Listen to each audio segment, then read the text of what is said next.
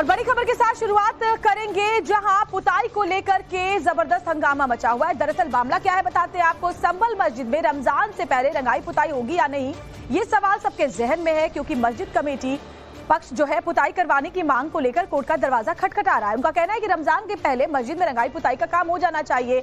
वहीं दूसरी तरफ हिंदू पक्ष का ये कहना है, जो पुताई के पीछे साजिश का हवाला दे रहे हैं, उनका कहना है कि रंगाई पुताई के पीछे साक्ष्य मिटाने का मकसद है। लेकिन इन सब के बीच कई ऐसे सवाल भी हैं जिनके जवाब अतीत में छिपे हुए हैं और आज तक पहेली बने हुए हैं। और चलिए इसी से जुड़े जो तमाम सवाल है आपको बताते हैं एक के बाद एक। तो सवाल नंबर 1 क्या है, संभल मस्जिद की रंगाई पुताई पहली बार कब हुई थी? सवाल नंबर 2 क्या है, क्या पहली बार मस्जिद की पुताई बाबर ने करवाई थी? सवाल नंबर 3 क्या है, क्या अकबर ने विवादित ढांचे को पेंट से रंगवाया था?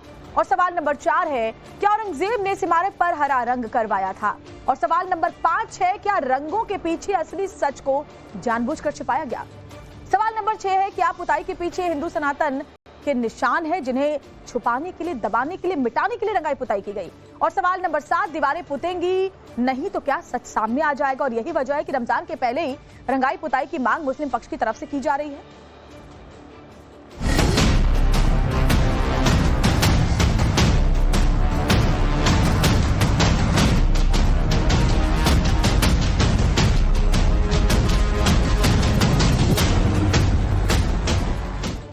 अब अतीत से निकलकर वर्तमान की बात करते हैं। बुलेटिन की शुरुआत बड़ी खबर के साथ करेंगे। संभल जामा मस्जिद की पुताई से जुड़ी बड़ी जानकारी इस वक्त। पुताई की मांग पर इलाहाबाद हाईकोर्ट में एसआई आज अपना रिपोर्ट दाखिल करने वाली है। बता दें कि हाईकोर्ट के निर्देश पर एसआई टीम ने निरीक्षण किया था। संभल जामा मस्जिद का एसआई टीम ने निरीक्षण किया था। अब एसआई की रिपोर्ट के आधार पर ही हाईकोर्ट फैसला देगा कि रंगाई पुताई की जो मांग मुस्लिम पक्ष की है, उस पर क्या फैसला हाईकोर्ट की तरफ से आता है। इस पर सबकी निगाहें बनी हुई हैं। बड़ी खबर आपको बता रहे हैं, क्योंकि सीधे सीधे हिंदू पक्ष के लोग ये कह रहे हैं कि अगर आदेश आ जाता है रंगाई पुताई का तो हम जबरदस्त विरोध प्रदर्शन करेंगे, क्योंकि आदेश से हिंदू पक्ष को नुकसान इस बात का होगा कि अगर रंगाई पुताई हो जाती है तो साक्ष्य मिट जाएंगे, जो निशान वहां पर है हरिहर मंदिर के, वो मिट जाएंगे। ऐसे में हाईकोर्ट के फैसले पर आज सबकी नजर बनी हुई है। तो पुताई की मांग पर एसआई आज अपनी रिपोर्ट दाखिल करने वाली है। एसआई की ही ये प्रॉपर्टी है, ऐसे में एसआई की रिपोर्ट पर ही आगे ये तय होगा कि रंगाई पुताई की जो मांग मुस्लिम पक्ष की है उस पर क्या फैसला आएगा।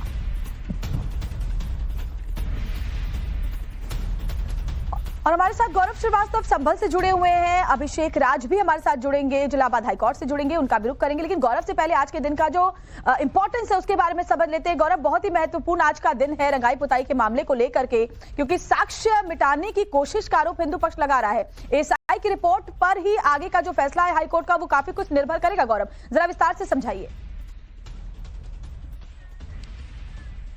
बिल्कुल, देखिए कल इलाहाबाद हाईकोर्ट में जस्टिस रोहित रंजन अग्रवाल की बेंच पर संभल की शाही जामा मस्जिद की उस याचिका पर सुनवाई हुई जिसमें ये मांग की गई कि रमजान के पहले मस्जिद की रंगाई पुताई हो और साथ ही साथ मस्जिद के परिसर के बाहर जो है वो लाइट लगाने की इजाजत दी जाए। अब चूंकि मामला जब हाईकोर्ट में पहुंचा तो वहां पर हिंदू पक्ष ने और साथ ही साथ जिला प्रशासन ने विरोध किया।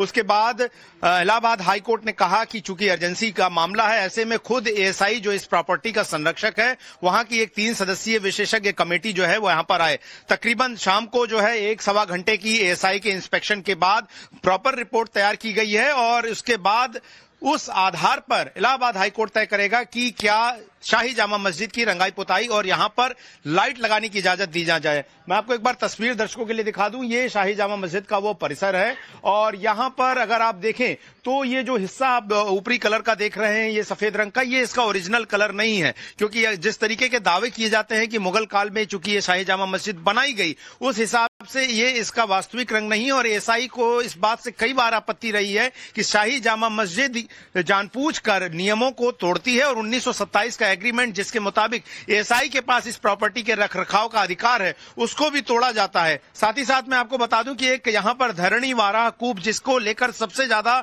चर्चा थी, वो धरणी वाराह कूप यहां पर अगर आप देखें जो यहां पर पुलिस पोस्ट के साथ बना हुआ, कल भी इसको खोलकर प्रॉपर देखा गया, एएसआई ने इसे इंस्पेक्ट किया है।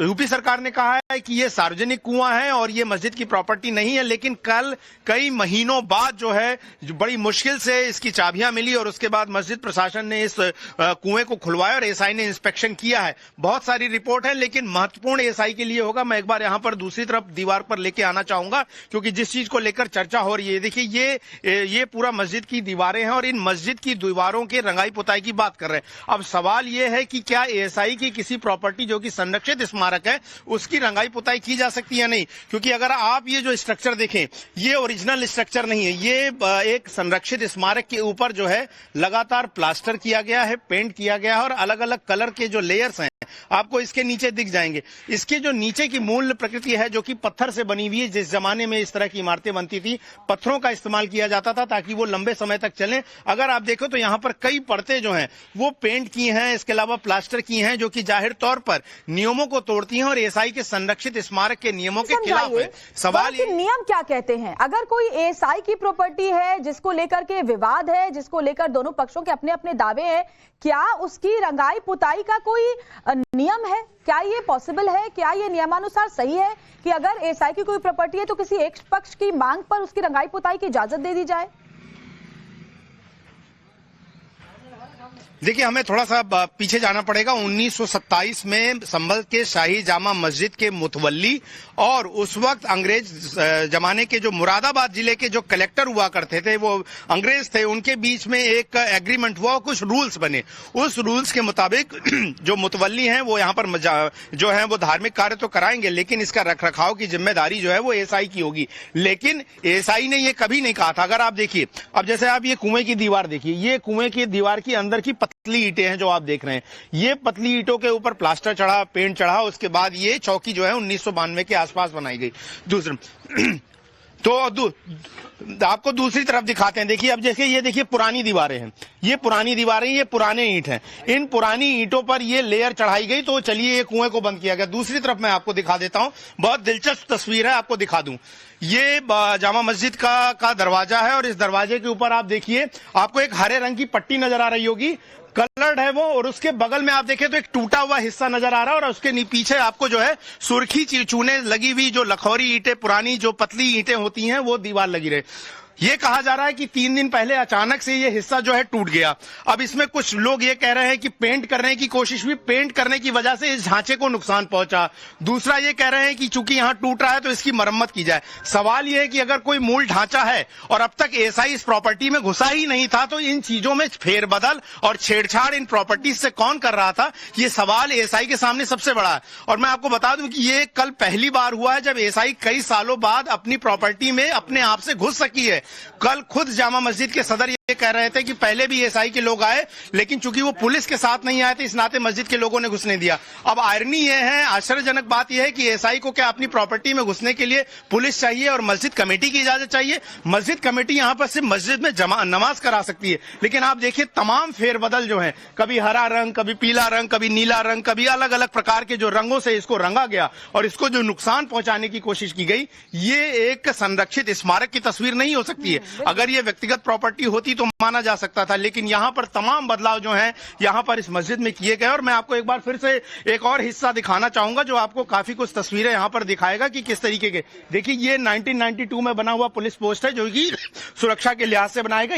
ये हिस्सा भी बाद में बना, लेकिन अगर आप देखें, ये जैसे यहां पर पानी निकलने के लिए जगह बनाई गई जो आप तस्वीर में देख रहे हैं, ये एक पत्थर की बनी हुई स्ट्रक्चर है। इसके ऊपर बाकायदा कई कई जगहों पर प्लास्टर किया गया है, पेंट किया गया है और ये बदलाव किए गए। यहां पर मैं आपको दिखाता हूं, ये देखिए, ये यहां पर देखिए, ये प्लास्टर का, ये देखिए, ये कलर का इस्तेमाल है। इसके नीचे ये देखिए सीमेंट का इस्तेमाल किया गया है और इसके नीचे कई लेयर्स के कलर्स हैं। अब सवाल यह है कि ओरिजिनल प्रॉपर्टी तो पत्थर की बनी हुई थी, उस पत्थर के ऊपर लगातार सीमेंट, पेंट, कलर लगातार कौन करता रहा? कौन जो है, जो एंशिएंट मॉन्यूमेंट एक्ट है जिसके तहत ये एएसआई को इस बात की पावर है कि वो अपनी चीजों को सिर्फ मेंटेन किया जा सकता है। एएसआई उन्हीं प्रॉपर्टी को लेता है जो उनके मूल स्वरूप को बनाए रख सके और वो अपने आप में एक अनूठी कलाकृति हो, अनूठा स्कल्पचर हो, अनूठी बिल्डिंग हो, और उस बिल्डिंग के मूल स्वरूप को बचाया जाता है, ना कि पेंट और सीमेंट के प्लास्टर करके उसके स्वरूप को बदल दिया जाता है, लेकिन यहाँ पर कई जगहों पर स्वरूप को बदला गया साल दर साल, और यहाँ तक कि एसआई को अपनी ही प्रॉपर्टी में घुसने की इजाजत नहीं दी गई। हमने ऐसी कई रिपोर्ट जो है सामने रखी है। और स्वरूप को बदल देना दूसरी बात है, जो कि ग्राउंड जीरो से देखिए हमारे सहयोगी गौरव श्रीवास्तव लगातार दिखा रहे हैं कि कैसे इस एसआई की प्रॉपर्टी की मस्जिद के स्वरूप को बदलने की लगातार कोशिश की जाती रही है। बने रही गौरव हमारे साथ। संभल मस्जिद के सर्वे से भड़की हिंसा से जुड़ी एक और बड़ी खबर इस वक्त आपको बताते हैं, जहां न्यायिक आयोग की टीम आज फिर संभल पहुंचेगी। हिंसा की जांच के लिए चौथी बार संभल पहुंचेगी न्यायिक आयोग की टीम। बताया जा रहा है कि संभल हिंसा को लेकर प्रशासनिक अधिकारियों और संभल हिंसा से जुड़े लोगों के बयान यहां दर्ज करवाए जाएंगे। तो 24 नवंबर 2024 को जो हिंसा हुई थी, सर्वे करने के लिए जब टीम पहुंची थी, उसके लिए जांच अभी तक जारी है। हिंसा की जांच के लिए अब चौथी बार जो टीम है वो संभल पहुंचने वाली है और हिंसा से जुड़े लोगों के बयान दर्ज कराए जाएंगे। बहुत सारे ऐसे लोग हैं जो अभी भी पकड़ से बाहर हैं, जिनके चेहरे सीसीटीवी कैमरे पर रिकॉर्ड हैं, उनकी तलाश लगातार की जा रही है। संभल में जुमे की नमाज से पहले अलर्ट की बात भी सामने आ रही है। बताया जा रहा है कि संभल जामा मस्जिद के आसपास अलर्ट है। सुरक्षा के मद्देनजर पुलिस की चप्पे चप्पे पर पैनी नजर है। वहीं कल यानी कि 27 फरवरी को बीते हुए कल जमीयत उलमाए हिंद के सदस्य भी संभल पहुंचे थे। जमीयत उलमाए हिंद के महासचिव मौलाना मोहम्मद हकीमुद्दीन कासमी के नेतृत्व में एक प्रतिनिधि मंडल ने संभल हादसे में मारे गए लोगों के परिवारों से मुलाकात की और 1-1 लाख रुपए की आर्थिक सहायता दी है उन परिवारों को। ये देखिए तस्वीरें हम आपको दिखा रहे हैं। जमीयत उलमाए हिंद का जो डेलीगेशन है वो संभल कल पहुंचा था। हिंसा में जो लोग मारे गए थे, जिनकी जानें गई थी, उनके परिवार के सदस्यों को 1-1 लाख रुपए दिए गए हैं इनकी तरफ से। असल जो लोग शहीद हुए थे उनके घर के लोगों को पिछली मरतबा हमने 5-5 लाख रुपए का ड्राफ्ट दिया था और आज फिर उनको जमीयत उलमाए गुजरात की तरफ से मौलाना मोहम्मद मदनी साहब ने भेजा था। 1-1 लाख रुपए उनको फिर दिया गया है। यहाँ तो भी नमाज के टाइम था तो नमाज पढ़ने के लिए आ गए। आप लोग कहाँ से आए हैं? दिल्ली से। किस संगठन से? जमीयत उलमाए हिंद। मेरा नाम हकीमुद्दीन कासमी है, मौलाना मोहम्मद मदनी साहब। और जांच टीम आज गौरव वहां पहुंचने वाली है। इसके अलावा जुमे की नमाज को लेकर के आज क्या एहतियात बरते जा रहे हैं वो भी जरा ग्राउंड जीरो से हमें बताइए, क्योंकि आपके पीछे भी हम देख पा रहे थे मस्जिद के आसपास भारी पुलिस फोर्स की तैनाती है। जुमे की नमाज को लेकर वहां आज क्या तैयारियां? बिल्कुल, देखिए 24 नवंबर की घटना के बाद से दस्तूर सा हो गया है कि अब जब भी जुमे की नमाज होती है, इस कोट पूर्वी के इलाके में, संभल शाही जामा मस्जिद के इलाके में पुलिस फोर्स की तैनाती करनी पड़ती है। और आप देखें तो यहाँ पर जो है अब स्थायी तौर पर जो पुलिस पोस्ट है वहां पर पीएसी के जवान तैनात रहते हैं। साथ ही साथ पीएसी की स्पेशल जो विंग है उसके आरआरएफ के जो जवान है उनकी तैनाती रहती है। और ये सभी लोग भीड़ को नियंत्रण करने में, दंगा नियंत्रण करने में जो है ये एक्सपर्ट फोर्स है और ऐसे में इनकी तैनाती हमेशा की जाती है। जैसे जैसे दिन बढ़ता है और नमाज का समय आता है, बाकी जो स्थानीय पुलिस अधिकारी हैं उनकी भी मौजूदगी यहां पर होती है। आज चूंकि जांच आयोग भी, जो न्यायिक जांच आयोग है वो भी पहुंच रहा है और आज वो लोगों के बयान दर्ज करेगा। लेकिन जाहिर तौर पर ये जानकर चलिए कि इलाहाबाद हाईकोर्ट का आदेश किसी के भी पक्ष में आए, आपको बड़ी हलचल देखने को मिलने वाली है। अगर हाईकोर्ट आदेश देता है कि रंगाई पुताई की जाए तो उसका हिंदू पक्ष जिस तरह से अभी विरोध कर रहा है उसकी तीव्रता बढ़ेगी और उनका विरोध ज्यादा देखने को मिलेगा, क्योंकि उनका कहना है कि हरिहर मंदिर है और यहां पर उसके साक्ष्य मिटाने की कोशिश लगातार रंगाई पुताई और इस तरह के मेंटेनेंस के जरिए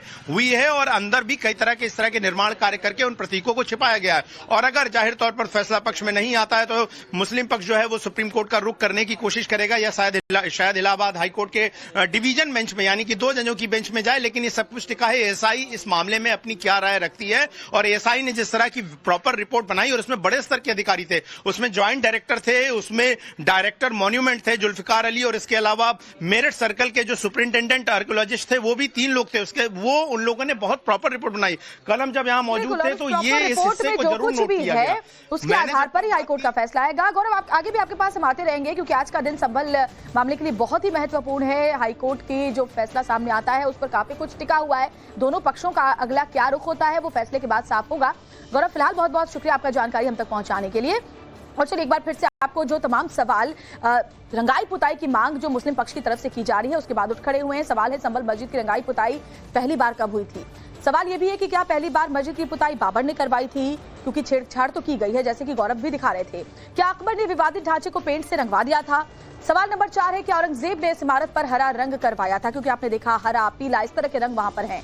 सवाल नंबर 5, क्या रंगों के पीछे असली सच को छिपाने का मकसद था? सवाल नंबर 6, क्या पुताई के पीछे हिंदू सनातन के निशान अब भी हैं वहां पर? सवाल नंबर 7, दीवारें पुतेंगी नहीं तो क्या सच सामने आ जाएगा और इसी बात को लेकर डर है और इसीलिए रंगाई पुताई की मांग की जा रही है क्या? जुमे की नमाज को लेकर यूपी में भी आज अलर्ट है। बड़ी खबर आपको बताते हैं, रमजान से पहले आज जुमे की नमाज है। मस्जिदों के बाहर सुरक्षा बेहद सख्त है। रमजान से पहले आज जुमे की नमाज को लेकर के सुरक्षा व्यवस्था पुख्ता की गई है। इस्लामिक सेंटर ऑफ इंडिया ने एडवाइजरी भी जारी की है। रमजान से पहले आज जुमे की नमाज अता की जाएगी, इसे लेकर यूपी में अलर्ट जारी किया गया है। रमजान से पहले मुसलमानों के लिए एक महत्वपूर्ण एडवाइजरी भी जारी की गई है। इस्लामिक सेंटर ऑफ इंडिया की तरफ से एडवाइजरी में कहा गया, मौलाना खालिद रशीद फरंगी महली ने मुस्लिम समाज से शांति बनाए रखने की अपील की है और ये भी कहा है कि पड़ोसियों को किसी बात से परेशानी ना हो, इस बात का मुस्लिम समुदाय के लोग खासा ध्यान रखें। मुसलमानों से ये अपील की है कि जाहिर सी बात है, रमजान सबसे ज्यादा मुबारक व मुतबर्रक महीना है। इस पूरे महीने को इबादत में गुजारें। उसी के साथ साथ इस बात की तरफ भी ध्यान देना है कि सहरी जो कि सुन्नत है उसका एहतमाम जरूर करें, लेकिन सहरी के वक्त बार बार ऐलानात ना किए जाएं और किसी किस्म का शोर और गुल ना किया जाए, जिससे कि पड़ोसियों को और अहले मोहल्ला को किसी किस्म की दिक्कत और परेशानी का सामना न करना पड़े, कि नमाजियों की गाड़ियां वहां ही पर पार्क की जाएं जो जगह मुकर्रर है, जिससे कि ट्रैफिक में किसी किस्म की कोई रुकावट ना हो। तो रमजान पर इस्लामिक सेंटर ऑफ इंडिया ने जो एडवाइजरी जारी की है उसमें क्या कहा गया है आपने सुना, लेकिन जल्दी से एक बार जो मुख्य बिंदु है वो आपको बताते हैं। मुसलमानों से अपील की गई कि देश की सलामती के लिए दुआ करें। सहरी के समय खास तौर पर बार बार ऐलान ना करें लाउडस्पीकर से। पड़ोसी और मोहल्ले का ख्याल रखें ताकि उन्हें शोर शराबे से कोई परेशानी ना हो। साथ ही साफ सफाई का विशेष ध्यान रखें। ट्रैफिक का पालन करें। नमाजी अपनी गाड़ियां पार्किंग में ही खड़ी करें। ऐसा नहीं कि नमाजी पार्किंग में कहीं गाड़ी खड़ी करके बीच सड़क पर और चले जाएं और नमाज के लिए भीड़ भी ना लगाएं। रमजान से पहले एक्शन में सीएम योगी। एक और बड़ी खबर आपको बताते हैं, आस्था का सम्मान लेकिन अराजकता बर्दाश्त नहीं। एक बार फिर से योगी सरकार ने यह साफ कर दिया है। होली का त्योहार है, रमजान शुरू होने वाला है। दोनों ही त्योहारों का आयोजन शांतिपूर्ण तरीके से हो। कोई भी उपद्रवी अगर माहौल खराब करने की कोशिश करेगा तो एक्शन सख्त लिया जाएगा। सीएम योगी ने साफ कहा कि आस्था का सम्मान है लेकिन अराजकता किसी की बर्दाश्त नहीं है। सीएम ने अधिकारियों के साथ बैठक की। होली रमजान का आयोजन शांतिपूर्ण तरीके से कराए जाने की बात कही। प्रदेश की सुरक्षा से कोई समझौता नहीं किया जाएगा।